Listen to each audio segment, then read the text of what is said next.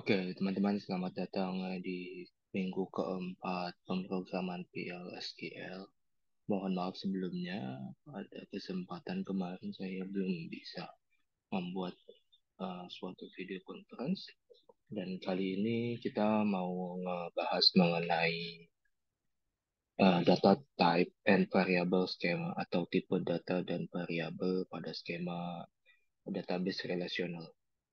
Oke, oke, saya mulai dengan share screen terlebih dahulu.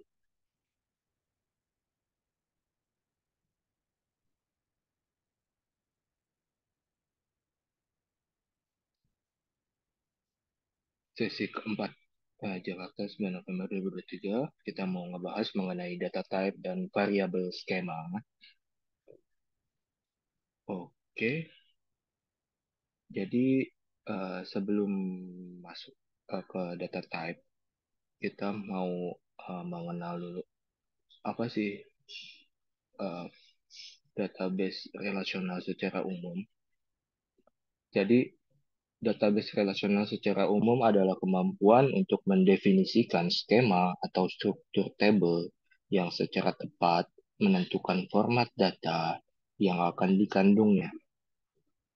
Hal ini dilakukan dengan menentukan kolom yang terdapat dalam struktur beserta tipe datanya dan batasan apapun. Nah, kemudian tipe data itu apa sih? Tipe data itu akan menentukan pola umum untuk data yang diterima ataupun yang disimpan pada database. Nilai pada tipe data harus mematuhi persyaratan yang digariskan atau ditentukan agar diterima oleh PostgreSQL. Meskipun dimungkinkan untuk menentukan persyaratan khusus, tipe data menyediakan blok penyusun dasar yang memungkinkan Postgre untuk memvalidasi input dan bekerja dengan data menggunakan operasi yang sesuai. Nah, kemudian apa saja sih tipe data yang ada di PostgreSQL? Nah, di sini kita ketahui, jadi ada cukup banyak ya kalau kita lihat di sini.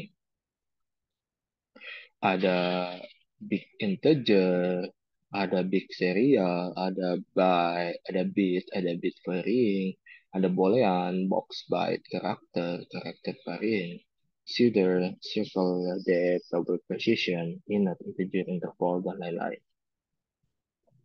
Jadi kita mau ngebahas satu-satu terlebih dahulu ya.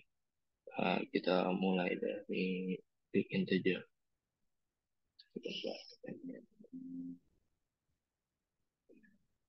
Oke. Jadi yang pertama untuk big integer, eh, big integer itu biasanya dicadangkan atau dibuat untuk sebuah skenario di mana integer atau tipe data tersebut memiliki jangkauan yang tidak mencukupi. Dalam hal ini integer 8 berarti kan integer dengan panjangnya 8 ya. Nah, jadi nilainya yang berlaku itu dari minus 92222 dan segala macam hingga positif 922 bla bla bla bla sampai terakhir. Nah, tipe ini dibatasi oleh jangkauan validitasnya. Jadi nilai apapun yang di luar rentang di bawah jangkauan 8 ataupun di atas jangkauan 8 maka akan menghasilkan kesalahan. Kemudian kita ke big serial. Big serial ini merupakan suatu tipe serial yang secara otomatis menambahkan kolom dengan big integer nilai berikutnya. Ini hampir sama dengan big integer, tapi dia akan secara otomatis ya. Kemudian kita lanjut ke bit ya. Jadi kalau di sini tuh bit itu dengan n. Jadi fixed length berarti kan ini panjang yang sudah ditentukan pada bit bertipe data string. Nah, ini kalian bisa menentukan variasi bitnya, dan ini hampir sama dengan bit varying. Untuk jumlahnya itu ada berapa panjangnya. Kemudian kita lanjut ke boolean.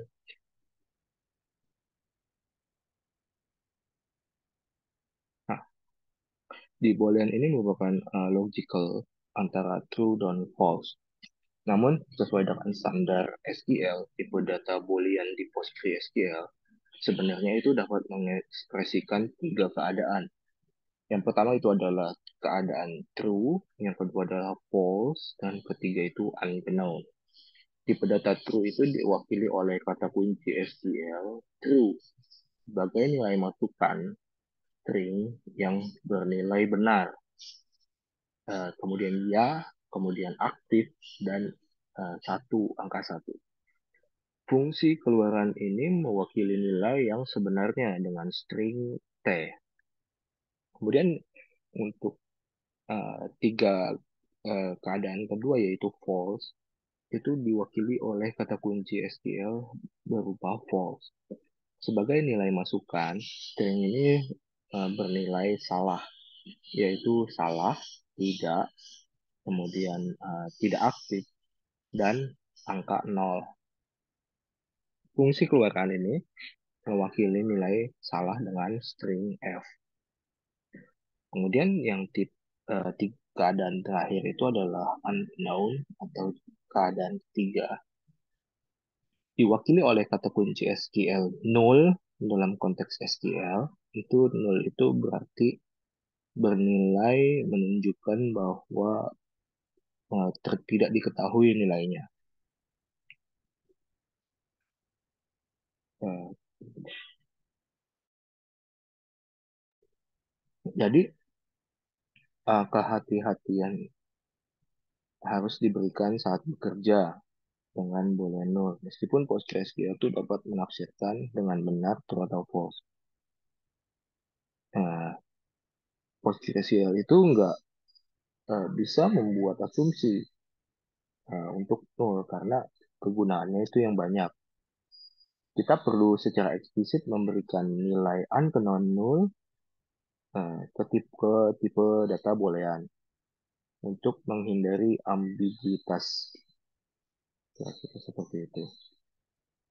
Kemudian yang sering digunakan itu date, itu seperti kalender ya, Monday, dan segala macam. Kemudian untuk tipe data CIDR itu merupakan nilai network address IPv versi 4 dan IPv versi 6. Oke,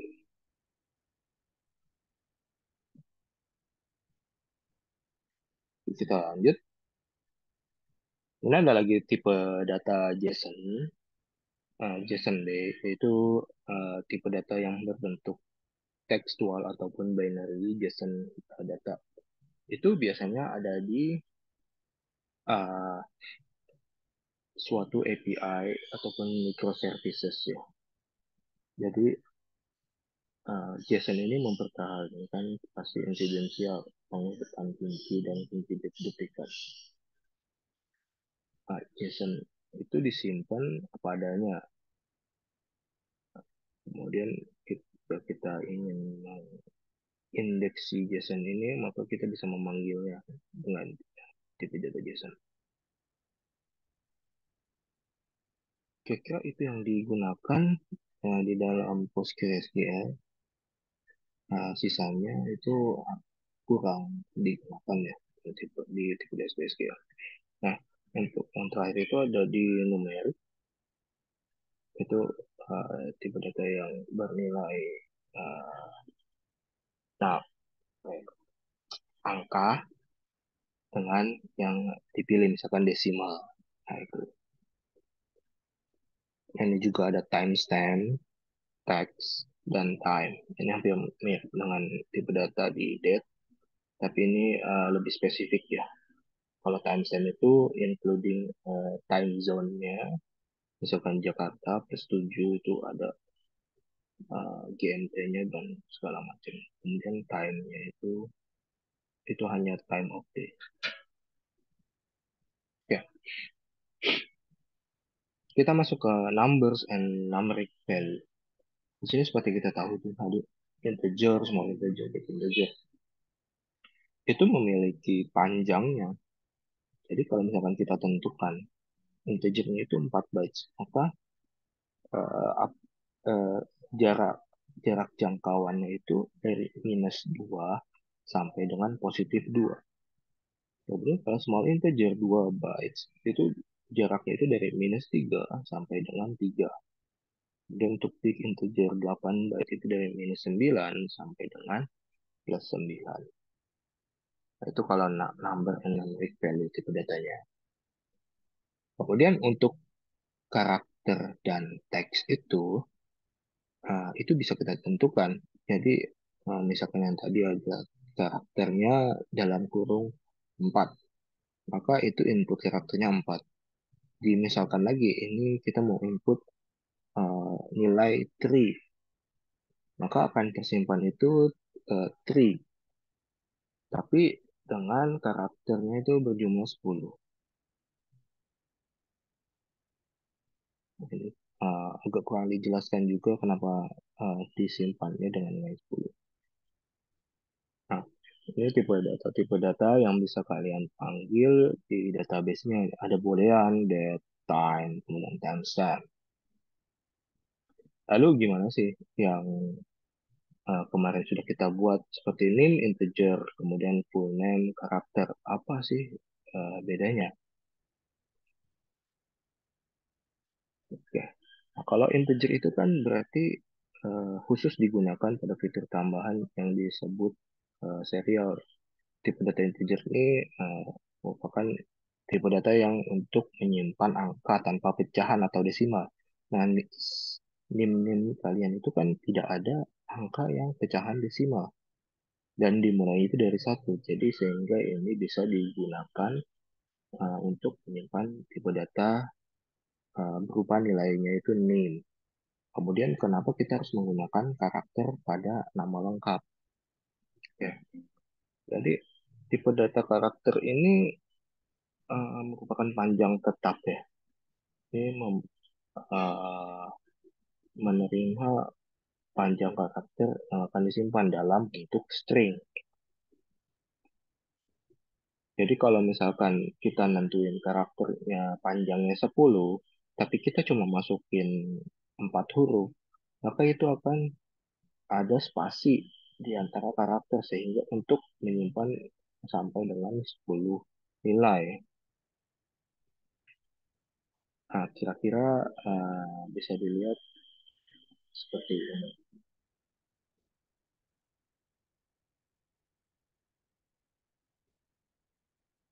Nah, ini ya. Jadi, misalkan kita menentukan karakternya 10.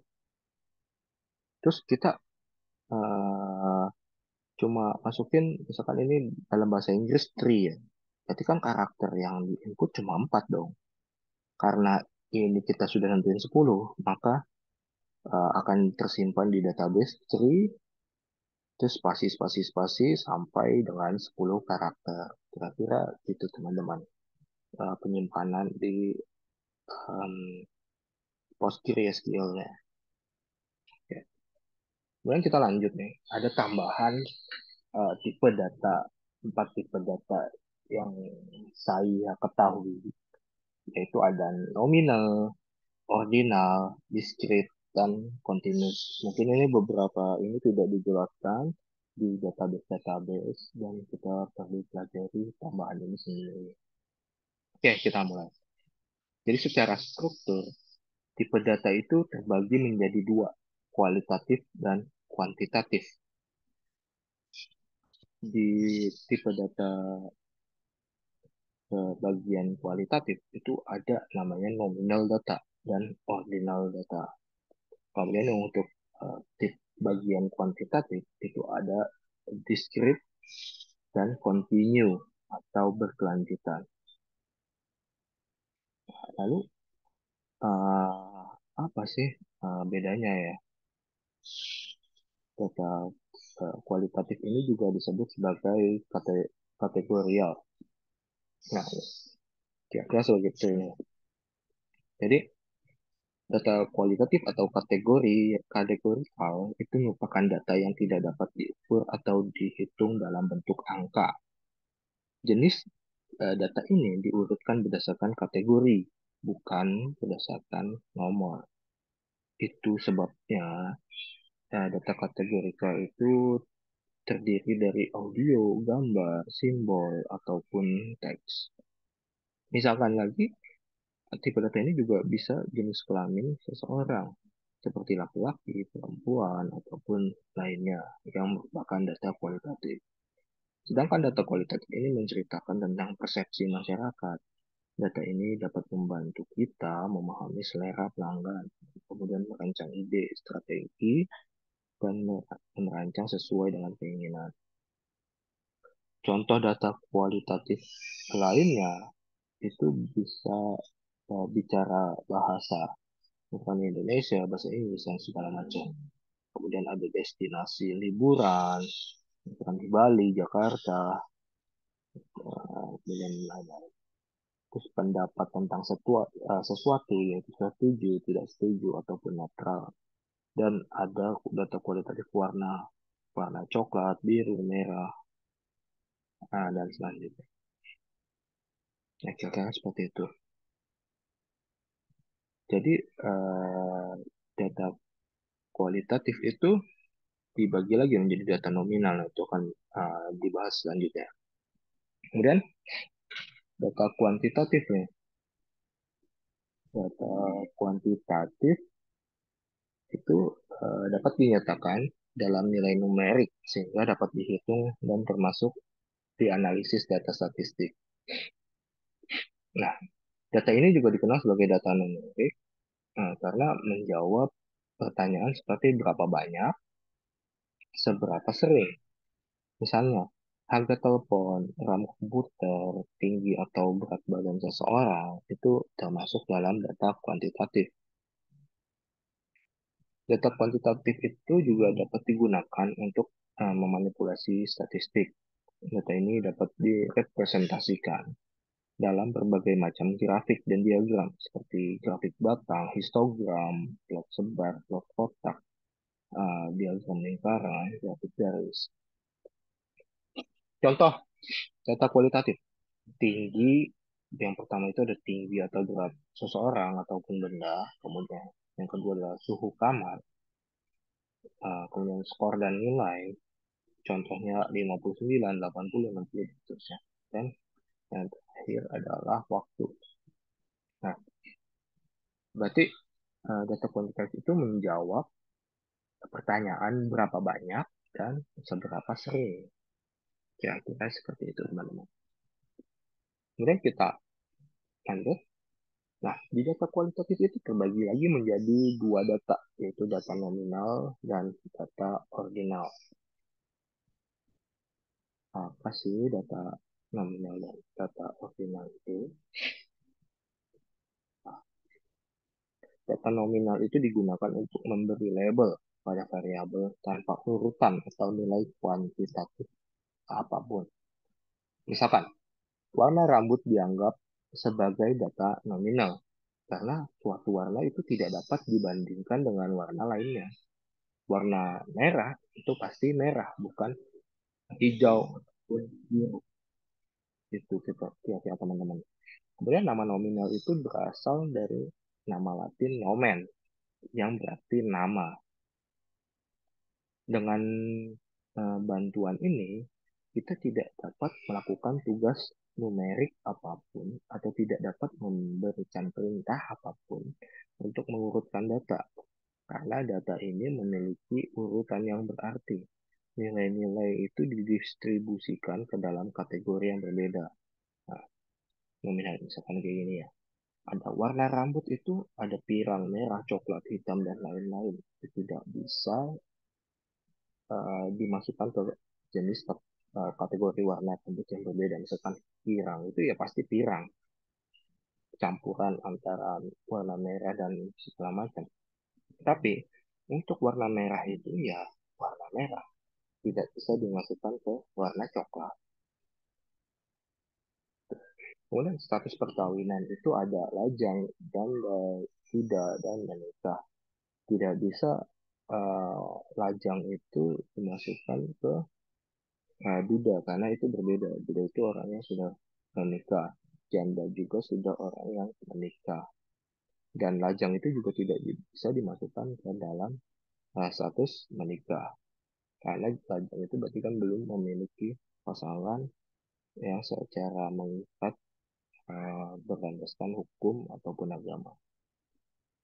Kemudian ada lagi kebangsaan. Misalkan dia kebangsaannya India. Tidak bisa kita menyebutkan dia itu kebangsaan Indonesia.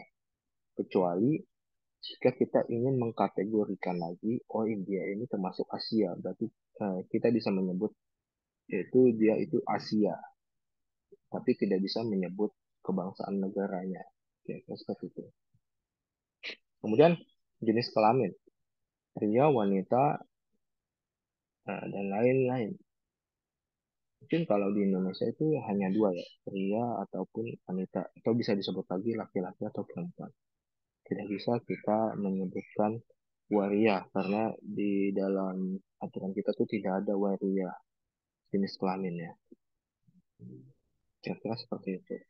Oke. Kemudian data ordinal nih. Data ordinal ataupun disebut data biasa itu memiliki tatanan alami di mana suatu bilangan disajikan dalam urutan tertentu berdasarkan posisinya.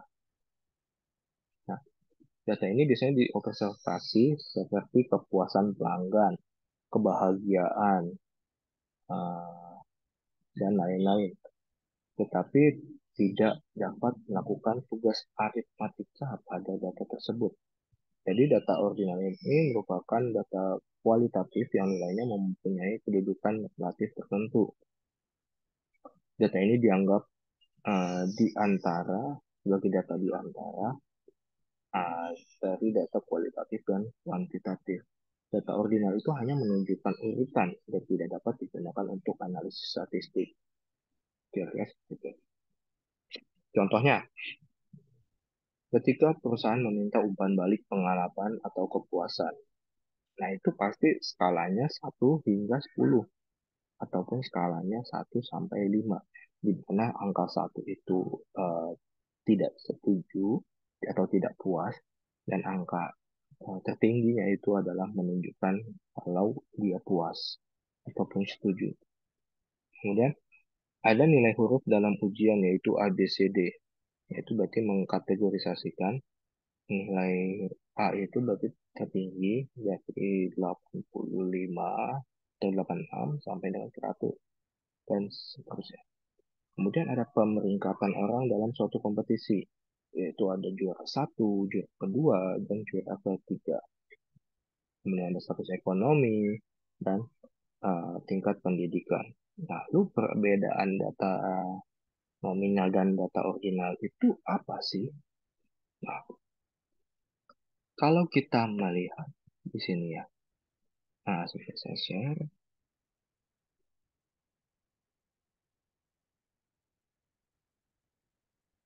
Nah, di sini dijelaskan, data nominal tidak dapat dikuantifikasi dan tidak mempunyai urutan intrinsik.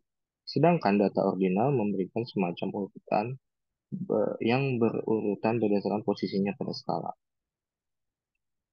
Data nominal itu data kualitatif atau data kategorikal.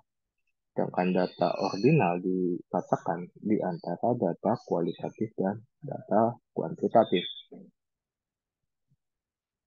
Terus mereka tidak memberikan nilai kuantitatif apapun dan juga tidak dapat melakukan operasi aritmatika. Sedangkan data ordinal, mereka menyediakan urutan dan dapat memberikan nomor pada data ordinal, tetapi tidak dapat melakukan proses aritmatika. Contoh kasusnya yang ada di data nominal tadi adalah warna mata, gaya kemudian ada jenis kelamin, warna rambut, agama, syarat perkawinan, dan lain-lain. Dan kalau yang untuk data ordinal atau data biasa itu status ekonomi, kepuasan pelanggan, tingkat pendidikan, nilai huruf, dan lain-lain. Saya kira seperti itu teman-teman. Nah, untuk yang data kualitatif kita sudah memahaminya. Kemudian kita lanjut ke data kuantitatif. Data kuantitatif. Data kuantitatif itu dapat dinyatakan dalam nilai numerik sehingga dapat dihitung. Nah, poinnya ini dia dapat dihitung dan dianalisis. Oke, teman-teman itu selesai ya. Data kuantitatif itu terbagi menjadi dua data, yaitu data discrete dan data berkelanjutan atau kontinu. Di dalam data discrete itu berarti secara data itu berbeda atau terpisah. Jadi data discrete itu memiliki nilai-nilai bilangan bulat, bilangan yang bulat, ataupun bilangan yang tidak ada koma-komanya ya. Seperti jumlah siswa dalam suatu kelas itu tidak mungkin ada koma-komanya. Karena jumlah siswa itu dapat ditentukan, dapat dilihat, dapat dinilai. Jadi data ini tidak dapat dipecah atau menjadi nilai desimal atau pecahan. Contohnya, tadi jumlah total siswa yang ada di kelas, biaya telepon seluler, jumlah karyawan, jumlah total pemain bola, hari dalam seminggu. Kemudian untuk data berkelanjutan atau kontinu. Data berkelanjutan atau kontinu itu berbentuk bilangan pecahan. Bisa berupa versi ponsel Android 1.2, 5.2, 10.2, 12.2. Tinggi badan seseorang 172,6, 175,9, panjang suatu benda, dan lain-lain. Data ini mewakili informasi yang dibagi ke dalam tingkatan yang lebih kecil. Jadi, dia bisa mengambil nilai apapun dalam suatu rentang. Oke, nah ini contoh data kontinu itu tinggi badan seseorang, kecepatan kendaraan, terus frekuensi WiFi, harga pasar. Kemudian perbedaan data discrete dan data kontinu itu apa sih? Ya, secara itu discrete dan kontinu itu bisa dilihat dan bisa diukur ya. Data discrete itu bisa dihitung dan terbatas, tapi bentuknya itu bilangan bulat. Oke, yang kalian cukup ingat itu data discrete bisa dihitung, bisa dilihat, tapi dalam bilangan bulat. Sedangkan data berkelanjutan atau kontinu itu bisa dihitung, bisa diukur juga, tapi dia berbentuk pecahan atau desimal. Nah, contohnya itu di dalam data discrete itu jumlah siswa dalam satu kelas, jumlah hari dalam seminggu, ukuran sepatu, dan lain-lain. Sedangkan untuk data kontinu atau berkelanjutan, itu suhu ruangan, berat badan seseorang, panjang suatu benda, dan lain-lain. Jadi perlu diingat, data discrete itu selalu bilangan bulat. Sedangkan data berkelanjutan atau kontinu itu selalu bentuknya bilangan pecahan ataupun desimal. Kira-kira itu ya teman-teman ya. Oke, kita kembali. Oke, kira-kira seperti itu teman-teman untuk materi keempat saya. Semoga kalian dapat memahami dengan mudah ya. Jika kalian belum memahaminya, kalian bisa melihat kembali video-video saya dan um, melihat referensi yang ada pada uh, presentasi saya. Kira-kira seperti itu teman-teman. Kurang lebihnya mohon maaf. Terima kasih untuk kesediaannya melihat video saya. Sampai jumpa di pertemuan selanjutnya dan jangan lupakan tugas pertama. Karena tugas pertama akan menjadi nilai kalian ini dan membantu uh, dalam penilaian kontrak kuliah kalian juga. Sampai jumpa di video selanjutnya. Terima kasih.